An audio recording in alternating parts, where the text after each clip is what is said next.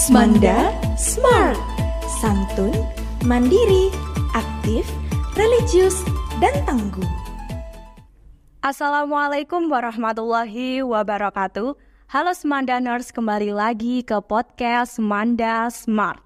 Saya Meisya Anita Ardia Putri sebagai narator. Dan saya Benedictus Sigurd Irawan sebagai narasumber. Oke, kali ini kita akan berbincang-bincang santai mengenai organisasi yang ada di SMA Negeri 2 Sragen, teman-teman, yaitu organisasi PPK. Nah, di samping saya ini adalah Mas Igor. Beliau adalah ketua organisasi PPK yang ada di SMA Negeri 2 Sragen. Oke, langsung saja Mas Igor untuk pertanyaan pertama. Apa sih organisasi PPK itu? Jadi PPK ini memiliki kepanjangan yaitu Persekutuan Pelajar Kristiani, dan PPK ini awal mulanya hanya Kristen saja. Namun dengan berjalannya waktu, Katolik mulai bergabung dan hingga saat ini. Oke, jadi organisasi PPK ini adalah gabungan dua agama, Kristen dan Katolik.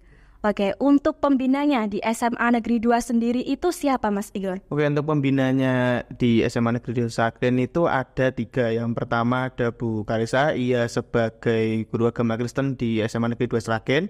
Dan yang kedua ada Ibu Dili, ia sebagai guru BK dan juga mengajar agama Katolik di SMA Negeri 2 Sragen.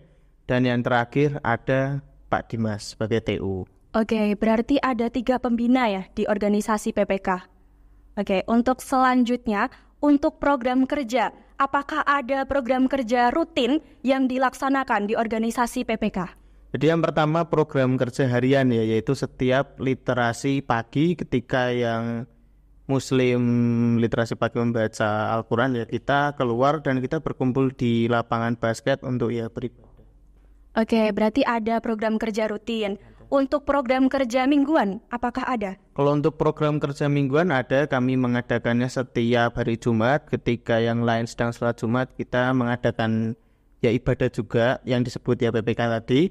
Itu bisa di mana aja ya, di outdoor itu ya bisa di lapangan tenis, lapangan basket, atau ya pokoknya di setiap lapangan lah.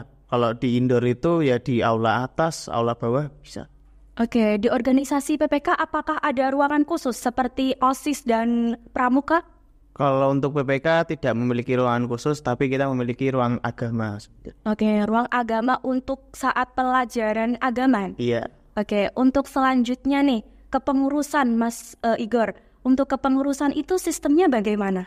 Untuk kepengurusan kami biasa ya, dari struktur organisasi pada umumnya yaitu ketua, bendahara, sekretaris, perlengkapan sampai ke humas. Oke, kembali lagi ke awal. Tadi kan ada program kerja rutin, terus program kerja mingguan, sekarang program kerja tahunan. Apakah ada?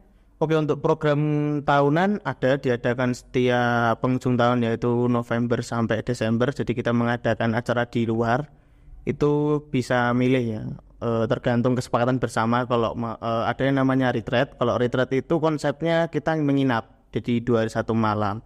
Dan yang kedua ada namanya ibadah padang. Jadi ibadah padang itu dibuat 1 hari penuh, beribadah 1 hari penuh. Oke, di organisasi PPK tidak ada sekbid ya berarti? Tidak ada sekbid. Untuk ketua sendiri nih Mas Igor. Mas Igor ini kan sebagai ketua organisasi PPK di SMA Negeri 2 Sragen.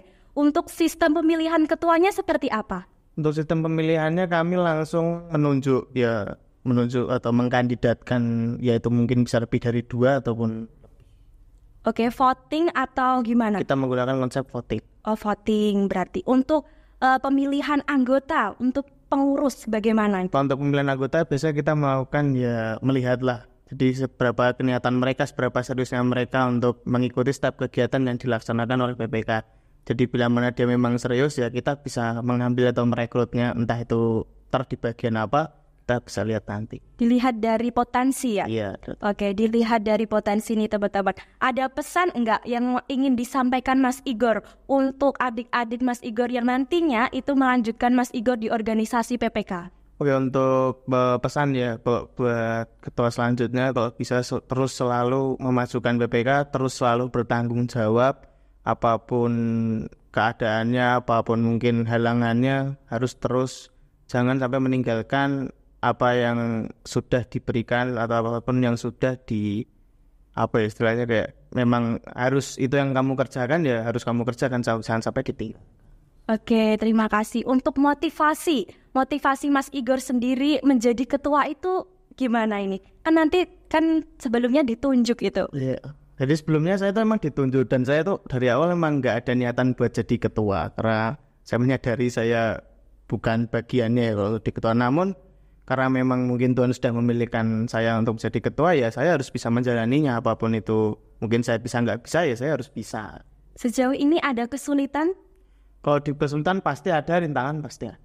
Nah, kembali lagi di awal ya, untuk program kerja terakhir yang dilakukan PPK itu apa Mas Igor? Program kerja terakhir ya itu tadi tahunan ya, jadi sekaligus kita reor pemilihan. Oke, berarti untuk event selanjutnya ini adalah reorganisasi. Iya, betul. Dilaksanakan pada bulan Desember. Desember kalau bisa Desember. Oke, Desember. Jadi untuk adik-adik dipersiapkan ya. Dipersiapkan nanti selanjutnya siapa yang bakal menggantikan Mas Igor sebagai ketua. Nah, untuk terakhir, apakah Mas Igor berkeinginan untuk mengadakan event atau acara di luar program kerja mingguan, rutin, dan tahunan?